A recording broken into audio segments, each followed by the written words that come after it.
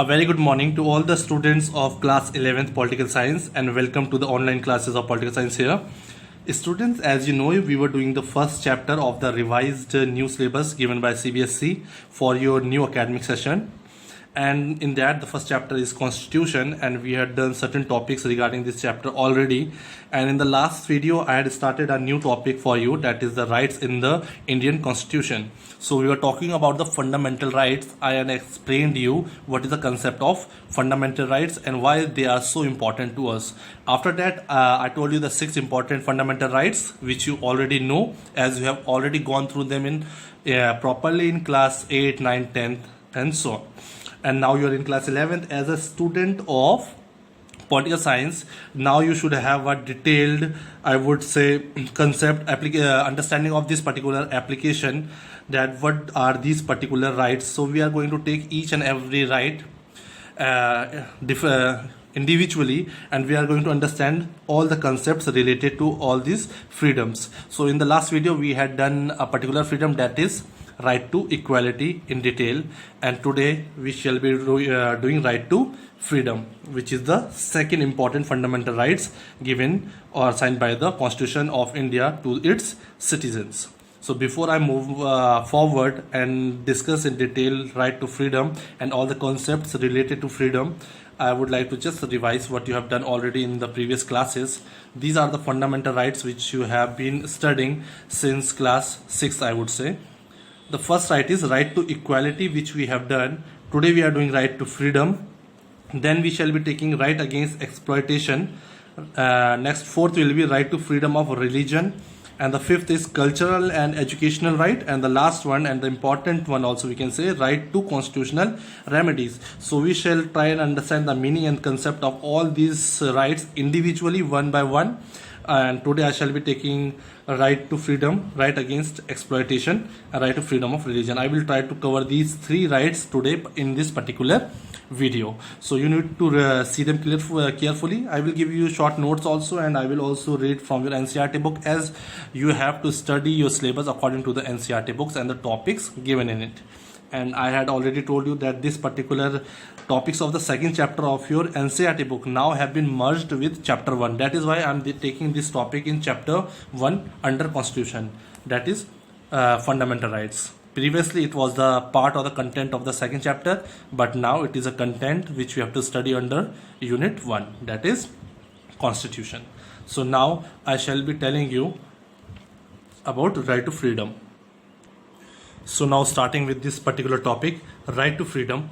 Okay, so this we can say this is a very wider application which we have to understand. We cannot understand with we can say a very narrow meaning of a freedom, that what do you understand by freedom, because this is a very wide application, and there are a number of concepts which are related to the freedom, and there are various rights which we will be understanding and reading, which are undertaken as right to freedom. So under right to freedom we shall be reading certain important rights which a citizen of a democratic country must have, or any human being should have, to live a good healthy life.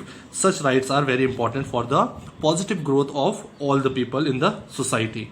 So we shall be taking right to freedom today. So under this, protection of rights too. So under freedom of rights there are certain rights which are being protected by the constitution. Okay, and these are the freedoms. I will be taking one by one. First, you can see here freedom of speech and expression. As a citizen of India, we have got the freedom as assigned by the constitution, that as a right to freedom, every citizen, every individual will have the right to speech and expression. So no one can have a restriction on you, that whatever you speak, what you feel, you have a freedom to speech and expression. No one can have restriction, and no one have the control over you. Okay, now assemble peacefully. So you have seen in the news channels also, there are so many protests and revolutions going, and people are like agitating for different purposes outside the office of the government offices or the private offices, so they can assemble peacefully. So we have, as a citizen, we have the right to assemble peacefully. We should not be using arms or any violence activities, so we shall be allowed to assemble peacefully. form associations or unions. You must have seen in the factories and different private institutions, there are a group of people who form their unions. If their rights are violated by the association or by the factory owners, then they together fight and they raise their voice against those inequalities. So there is also a freedom of forming of unions or associations. Move freely throughout the territory of India. Within the territory of India, every citizen, every individual has the freedom to move freely. Okay. If we have and along with this, if we have the freedom to move freely throughout India, it means we can reside and settle in any part of India. If you want to live in any state, you want to buy property anywhere, you are free and you have got the freedom to reside and settle in any part of India. Practice any profession. Now this is not like in the ancient India, a father's profession was successively taken up by his son, but now it doesn't mean.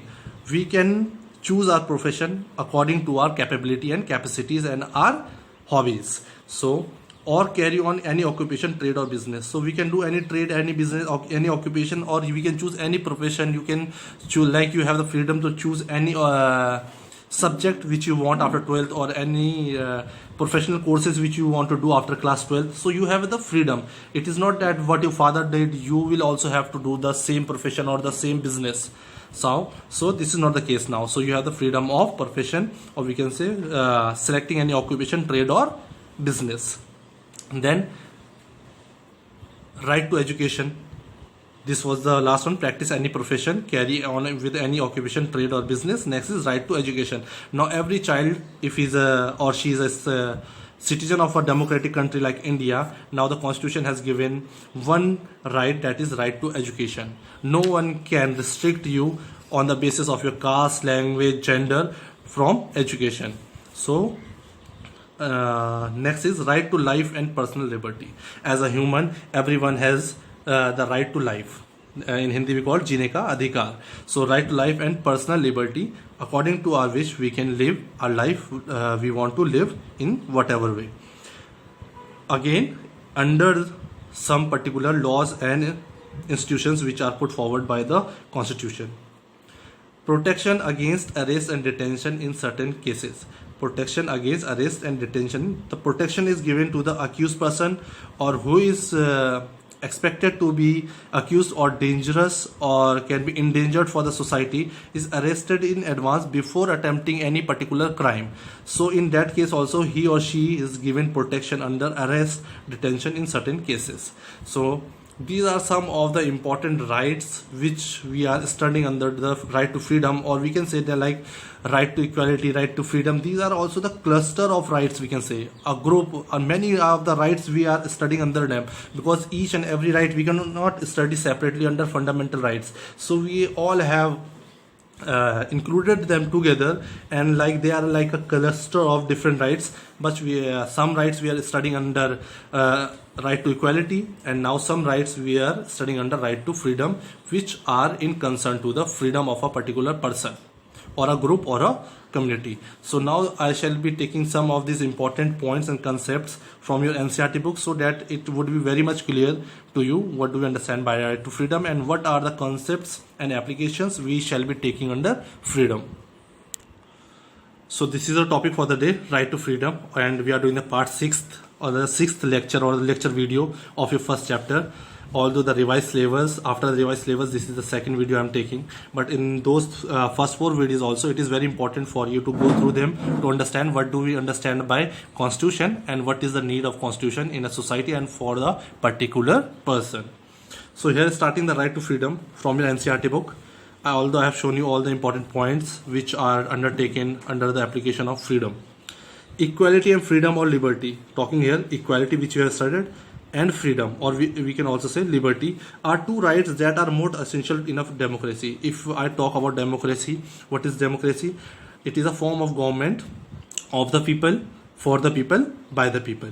So in this every individual has a role to play in the formation or representation in the government through their elected representatives. So in this type of a government or in this type of a democratic country, this equality and freedom plays a very important role. So it is very essential for every individual.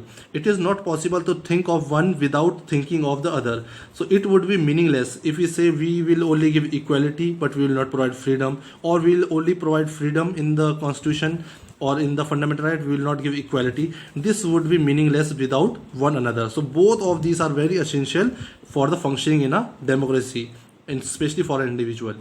It is not possible to think of one without thinking of the other. Liberty means freedom of thought. If we talk about what does liberty or freedom mean, freedom of thought, expression and action. However, it is not mean freedom to do anything that one desires or likes. Freedom, if I talk about freedom, it doesn't mean we can do anything which we desires to. No one can stop us from doing anything. If that were to be permitted, then a large number of people will not be able to enjoy their right. If this was the case, that I was allowed to do anything what I feel, it means I was restricting other people's from enjoying their right to freedom. It means if I will do anything, I will hurt anyone, I will kill anyone, I will break any law, I will drive according to my choice, I will break all the traffic rules. It means I am enjoying my freedom, but on the other hand, I am not allowing other people to enjoy their freedom. Therefore, freedom are defined in such a way. So this freedom is defined, this application is defined in such a manner that every person will enjoy her freedom or his freedom. It is restricted, and it is guidelines are such that everyone is able to enjoy this particular right to freedom without threatening. This is very important. If we are to enjoy our freedom, we should keep in mind that we are not threatening freedom of others, we are not threatening them, and also without endangering the laws and order of situation. Also, we are not violating or prohibiting the laws and regulations put over us by the state. So freedom should be enjoyed in a particular limit, that no one's other freedom is violated or threatened to be violated or broken, and no one is endangered by our freedom. So there are some limitations also. So under this right to freedom, the first topic which we are covering is right to life and personal liberty. This is we can say a concept or a other right under freedom of struggle. Right to life and personal liberty. The foremost right among rights to freedom is the right to life and personal liberty. Under freedom, this is the most important right to life and personal liberty. No citizen can be denied his or her life except by the procedure as laid down under the law. Similarly, no one can be denied of his or personal liberty. It is talking about the life, that no citizen can be denied his or life. No one can be denied of a lifestyle which everyone should be treated equally by the law, in front of law or in the eyes of law. That means no one can be arrested without being told on the ground. So under this we can say no one can be arrested by the police without being told on the grounds of such an arrest. So we have to tell the reason before we arrest a particular person or individual, what is the crime or the rules which they have violated and they are being arrested. These are under right to life and personal liberty. So they have the right to know that. If a person is arrested, the person has the right to defend himself by a lawyer of his choice. So every accused person for a particular crime is also given the right to defend himself by a lawyer. If he is not able to hire the lawyer, a government lawyer is appointed for that particular accused person. Also, it is mandatory for a police to take person to the nearest magistrate. It is also the duty of the police to take that accused person to the nearest magistrate within 24 hours. Within 24 hours, that accused person is to be presented before the magistrate of that particular place, because the magistrate, who is not a part of police, will decide whether the arrest is justified or not, and that's the duty of the magistrate. He will justify, after listening to the whole case, that the accused person has been accused of a particular crime, it is justified or not. The right is not just confined to a guarantee against taking away of an individual's life, but has wider application. So we can say right to freedom is not only about that it gives guarantee against taking away of an individual's life, but it is a wider application. We have to understand it. Various judgments of Supreme Court have expanded the scope of this right. Now this particular fundamental right, the scope has now increased, and with time because of some judgments made by the Supreme Court. Again, here under the application of right to freedom, we were studying about the different rights which are included under this particular application of freedom. Next is preventive detention, as I have already told you in the notes. Here, ordinarily, a person would be arrested after he or she has reportedly committed some offense. If someone has committed some offense, they are arrested. However, there are exceptions of this. But there are some exceptions, we can say. Sometimes a person can be arrested simply out of an apprehension that he or she is likely to engage in unlawful activity.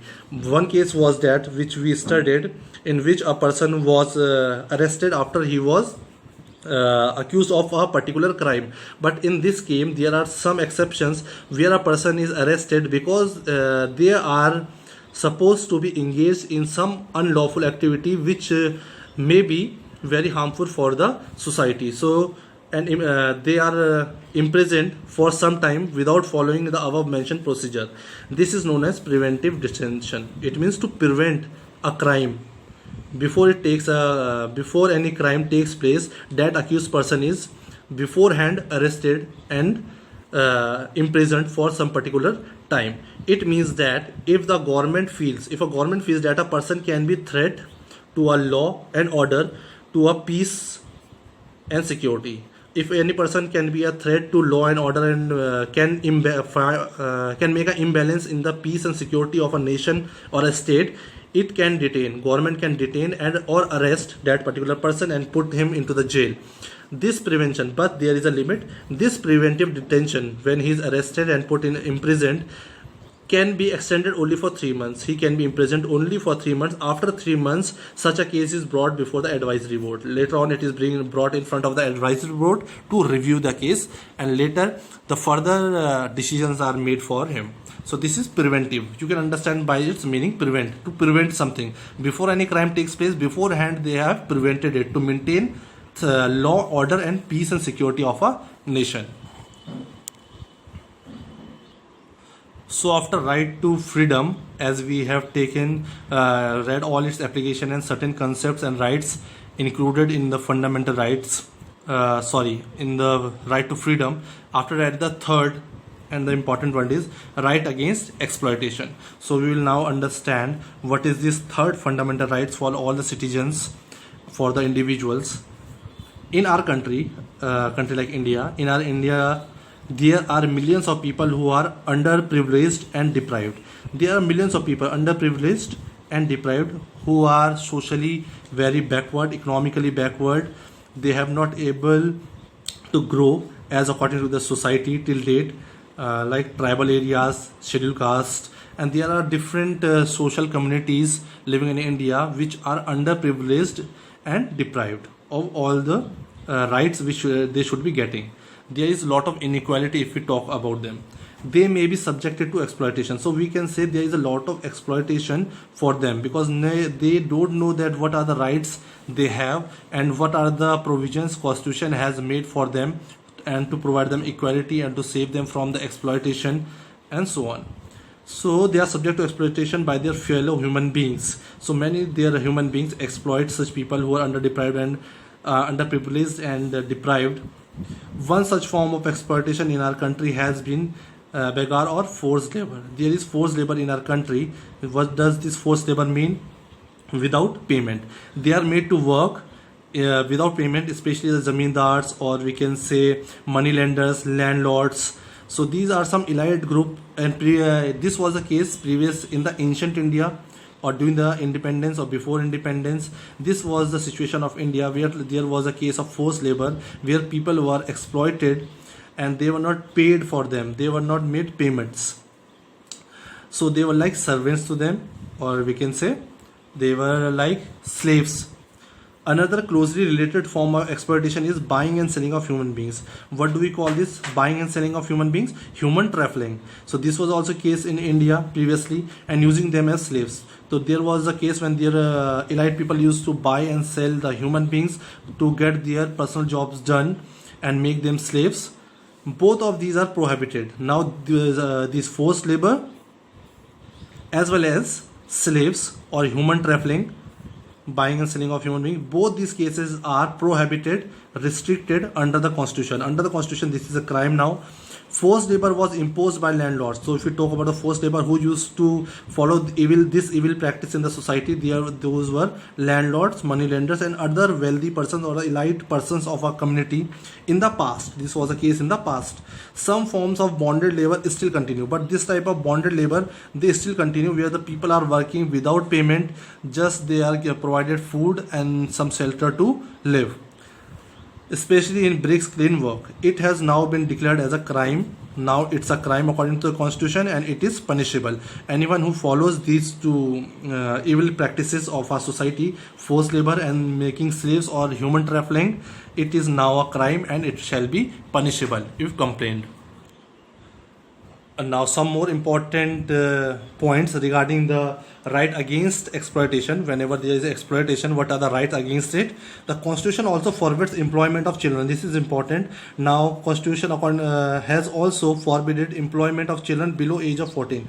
Any child, boy or a girl who is below the age of 14 years is not allowed to work in, especially in dangerous jobs like in factories or mines, with child labor being made illegal. Now child labor is illegal and right to education becomes a fundamental right. So it is very meaningful that now the constitution had made child labor as being illegal. On the other hand, it has made right to education as fundamental right of every child. So every child has now got a fundamental right. On the other hand, child labor has been banned by the constitution. This right against exploitation has become more meaningful since right to education has become a fundamental right. This right against exploitation, that is child labor, has become more meaningful. So this is the end of this particular right against exploitation. Now I shall be taking right to freedom of religion. This shall be the last right for this particular video. As you are very much aware, I would say, about these rights: right to freedom, right against exploitation, and now this is right to freedom of religion. Now constitution has also given a particular right, that is right to religion. We can follow any religion of our choice. So we shall study under this what are the concepts. According to the constitution, everyone enjoys the right to follow the religion of his or her choice. So under constitution, we have the choice to follow any religion of our own wish. This freedom is considered as the hallmark of democracy. If we talk about the democracy, I told you, in which we elect our own representative who makes laws and laws for us, and who control the country according to the people. So we have the power to restrict some powers on government. So this freedom, so if we talk about the freedom of religion, this is called a hallmark of a democracy. Very important right if we are living in a country like India, where there is so much of diversity. If I talk about the only religion, there are so many people following different religion, different culture, customs. So this is if I talk, we have given the freedom of religion to all the people and all the individuals of the country. It means it's a hallmark of a democracy, where all the people have their freedom to have to live their life as they want. Historical, if we talk of the ancient time, historical time of India, there were rulers and emperors in different parts of the world. Not only India, in all the parts of the world, we saw there were emperors and rulers. There were different kingdoms who did not allow residents of their country to enjoy the right of freedom. The people of their kingdom and within their territory were not given the right to freedom of religion, as all the people had to follow the religion which was the which ruler had faith on. So the religion which the ruler or the king was following and propagating, all the people had to forcefully follow that particular religion. But if some did not some people did not follow those particular religion, they were like different ruler. They were either persecuted or forced to convert. Persecuted means there was we can say unfair treatment, unequal treatment. They were harassed. We can say those people, they were not able to live peacefully in the territory of that particular ruler, or forced to convert. Or some people were forced to convert to official religion. They called it official religion. What was the religion of a ruler? It was called official religion, and all the people had to follow it. If they did not follow, they were persecuted. Therefore, democracy has always incorporated the freedom to follow the religion of one's choice on the basis of its principles. So the democracy, it was all the aim and object of democracy to incorporate the freedom of religion, to provide the freedom of religion to each and everyone, so that there can be a pure functioning of democracy. Okay. Now talking in context to India, freedom of faith and worship. But every individual has the freedom of faith and worship. We can have faith on any religion, or we may not have a faith on any other religion and worship. In India, everyone is free to choose the religion and practice their religion. As we have read, in India, everyone has the freedom to select its own religion and practice it. Freedom of religion also include the freedom of conscience. What is conscience? We will read this. This means that a person may choose any religion or may choose not follow any religion. So there is also a choice of an individual. It is not compulsory to choose any religion to follow it. We may choose any religion, and there may be a case where an individual does not want to follow any religion. This is called freedom of conscience. Freedom of religion includes freedom to process. So if we say what is the freedom of religion, it include, what are the factors it include? Freedom to profess, to know and the facts about any particular religion, follow it and spread. Propagate means to spread it, any religion. Freedom of religion is subject or to certain limitations, but there are certain limitations. If I talk about freedom of religion, it is not unlimited. There are some constraints put on the freedom of religion. What are those? The government can impose restrictions on the practice of freedom of religion in order to protect public order. If the government at some point of time feels that a particular religion is, we can say, violating the fundamental or the some human rights, or killing the rights of a particular human or a community, at that particular time, government interferes in the matters of religion as well. This means that freedom religion is not an unlimited right. So we can say freedom of religion is not an unlimited right. There are some limitations put from government, but it is only when they feel that some fundamental rights of some people or humans are being violated. Because as we know, as we read under freedom of freedom, and we read that right to life and liberty. Under life and liberty, we know that everyone has, as a human being, has the right to live on this in this earth. So the government can interfere in religious matters of rooting out certain social evils. If they find there are some social evils which have a negative impact on the society, and some religion is following such social evils, at that moment government will interfere. For example, in the past, if we talk about the past, the human sacrifice. Previously, there were some sacrifices made of the humans as well. There was a practice of sati system, as you know. After the death of a husband, the female, the wife of that particular person, was also burnt along with her dead body of her husband. Bigamy is already we are married, but we are also marrying some other person. So, and there was one more practice, infanticide, in which a girl child was killed just after her birth. So these were some of the practices which were like a social evil to a society, in which they were killing the human rights of some of the living beings, and no human being has any right to kill the other human being. So in these situations, government has to interfere and put some restrictions on the freedom of religion. Such restriction cannot be opposed in the name of interference in the right of freedom of religion. The limitations on the right of freedom of religion always produce tension between followers of various religions. So when the government comes in and restricts the religion or a particular religion, there is always an atmosphere of tension between the followers of various religions and the government. When the government seeks to restrict some activities, because government is restricting some activities, and these activities are, we can say, evil in nature, not good for the society of any religion or for the whole society. So they feel that interference of the religion. Next right, under the right to freedom of religion,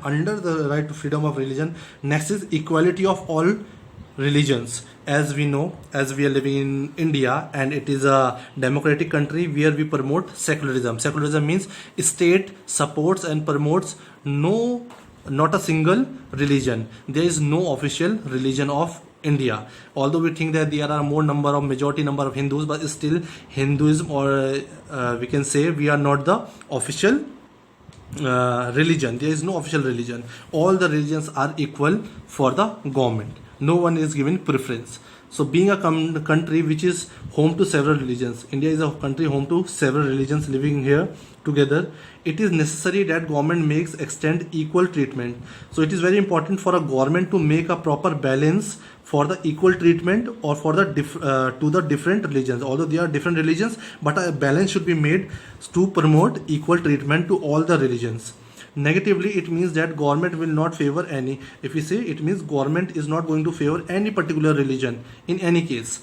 India does not have any official religion. We don't have to belong to any particular religion in order to be a prime minister. If you want to be a prime minister, or you want to be in any political party or in any profession, any public administration, we do not need to show our religion.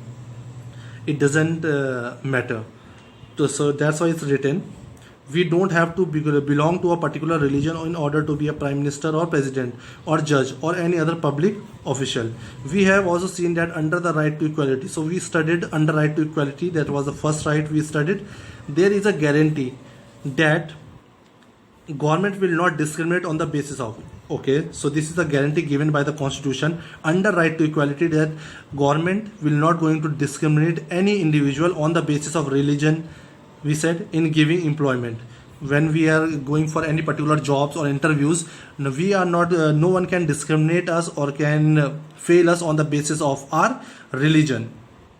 The institution run by the state will not preach any religion, and the state governments also and all the institutions run under the state are not going to promote any religion or give religious education, and there is no religious education in any of the schools or colleges or any universities, nor will they favor persons of any religion. The objective of this provision is to sustain nature of principle of secularism. So under all this, we can say India, the Constitution of India is trying to promote a particular application and the principle of secularism, under which a state does not promote and support a single religion. All the religions are equal, and they are given equal treatment by the government. So today we have done our 3 important rights, that is right to freedom, right against exploitation, right to freedom of religion. Some sub points I have already told you in the beginning of this particular lecture about the right to freedom. Now we have already explained right against exploitation, but I have written some short important points. Under right against exploitation, prohibition of traffic, that is human traffic in human being, is forced labor. So human traffic in human beings, that is purchasing of human beings or selling of human beings, and forced labor, they are prohibited by the constitution under this right against exploitation. Prohibition of employment of children. So children under the age of 14, they are not going to be employed in the hazardous job like factories or mines. So prohibition of child labor, we can say. So these were some of the important points under right against exploitation. And the last we read, the important one, right to freedom of religion. Under that we've read certain important concepts. Freedom of conscience. Freedom of conscience, I told you, if you don't want to follow any religion, it is not compulsory that we have to follow a certain religion, and it is also a choice to given all the individual. We can follow any religion of our own choice, and if we don't want, no one can force us. And free profession, so we can profess, we can practice, and also we can spread or propagate our religion. Whatever religion we are following and practicing, we can profess it, we can practice, and we can propagate it. Freedom to manage religious affairs. We have also got the freedom to manage different matters related to our particular religion. Freedom to pay taxes for promoting of any. They don't also have to pay any taxes for promotion of any particular religion. And last is freedom to attend religious institutions or worship in certain education institution. Freedom to attend religious. There is no religious studies in the schools, but there are certain religious institutions, like for the Muslim community, you must have heard of the madrasas, and for Hindus you must have seen like Sanskrit schools are there, which are giving the detailed study of the ancient Sanskrit and the meaning and the importance of it. And there are some for Christians in the church, they are giving different education about their particular religion. So these are some of the freedom of to attend religious institution or worship in certain educational institutions. This video I shall end over here. Next rights we shall be taking in the next video. And please keep doing your assignments. I could see only the 2 students who are submitting the assignments on time. So submit it now. Start it. Thank you.